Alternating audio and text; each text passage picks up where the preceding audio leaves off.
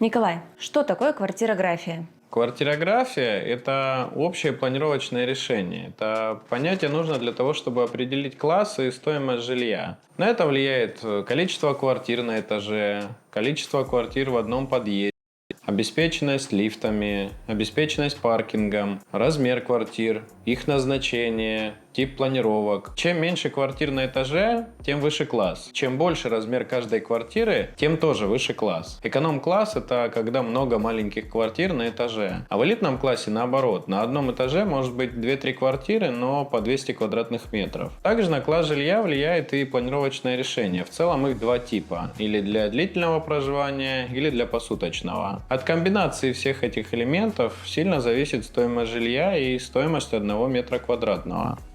Как научиться быстро понимать класс жилья? Для этого нужно знать среднюю площадь одной квартиры в ЖК. Например, если в проекте средняя площадь квартиры равна 45 квадратных метров, то скорее всего это 1+1 или евродвушка. В общем, это квартира с одной отдельной спальней. Зачастую в такую квартиру может поместиться 2 человека. Может быть, с одним маленьким ребенком или питомцем. Это значит, что ЖК не подразумевает наличие взрослых семей с 2 и более детьми. А если средняя площадь квартиры 100 квадратных метров, то это подразумевает, что человек с небольшим бюджетом не может себе позволить такую покупку. А какая средняя площадь у вас? Summer 365 это 64 квадратных метра. Разделить квартиры невозможно, а объединить можно. Поэтому, когда все заселятся, эта цифра может быть увеличится. Этот размер квартиры подразумевает 2+1 или евротрешку, то есть 2 отдельные спальни и кухню-гостиную. Нашими жителями являются семьи, часто с детьми или домашними животными. Бывает, что хотят отдельный кабинет или отдельную кухню.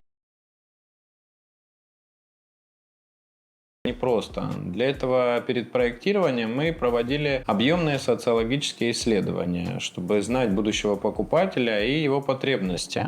И какие самые частые пожелания? Не поверите, звукоизоляция. Вообще часто просят отдельную гостиную, но с раздвижной стеклянной стеной, на случай, если приехали гости. Часто просят мастер-спальни с гардеробом и своей ванной комнатой. Популярный запрос на раздельные туалеты. Запрос с большим залом и отдельной кухней тоже всегда в топе. И большие споры насчет постирочной, нужна она или нет. А вы как считаете? Это вопрос не ко мне. Лучше спросить наших уважаемых женщин. Я могу только прислушаться к ним. Вообще постирочная – это привычка. Это больше про другой уровень комфорта. Кому-то же нравится процесс стирки, сушки и глажки, а кто-то нанимает для этого персонал. А постирочная – это про время. Я имею в виду, что очень много времени тратится не на сам процесс, а на хождение по квартире. В наших постирочных есть место для белья, стиральная машина, отдельно сушильная машина, раковина и гладильная доска. Ну и, конечно, шкафы.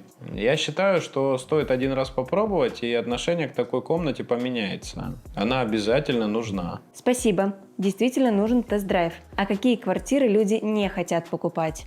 В черном каркасе, то есть в бетонном виде и без отделки. Многие не хотят думать насчет своей планировки и связываться с ремонтом. Хотят сразу идеальную и готовую квартиру. Ну и желательно бесплатно. Вообще часто обращают внимание, чтобы не было рядом лифтов и лестниц. Это из-за страха шума. В нашем комплексе мы делаем звукоизоляцию с 2 сторон лифтовой шахты и устанавливаем лифты премиум-сегмента, которые не шумят.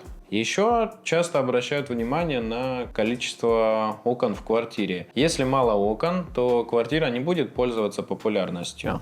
Расскажите, какие самые популярные? У которых самая низкая цена за квадратный метр. Ну, вообще, популярные это как бы серединка. К самым популярным квартирам приходят с 2 сторон. Или начинают с самой бюджетной, или с самой дорогой. Если начинать с самого простого варианта, то постепенно добавляются самые важные хотелки. А если с самого дорогого, то постепенно отказываются от тех параметров, за которые нет возможности заплатить. То есть, когда приходят с запросом мне самую дешевую или самую дорогую квартиру, то в итоге такую не покупают. А с другой стороны, самостоятельно принять решение тоже трудно. Нужна помощь менеджера, потому что вносить изменения в планировку можно, но очень осторожно.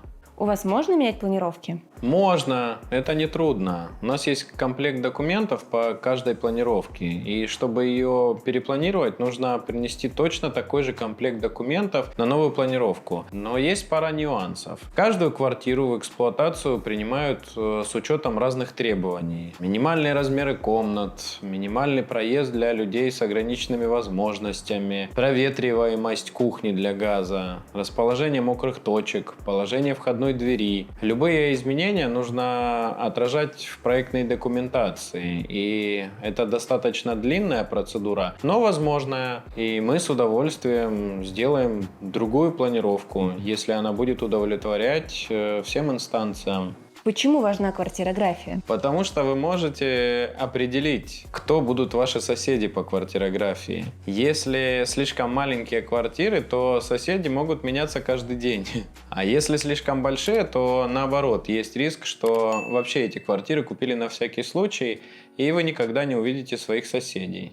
Приходите в наш офис, и менеджеры покажут доступные планировки и подберут идеальную квартиру для вас и вашей семьи.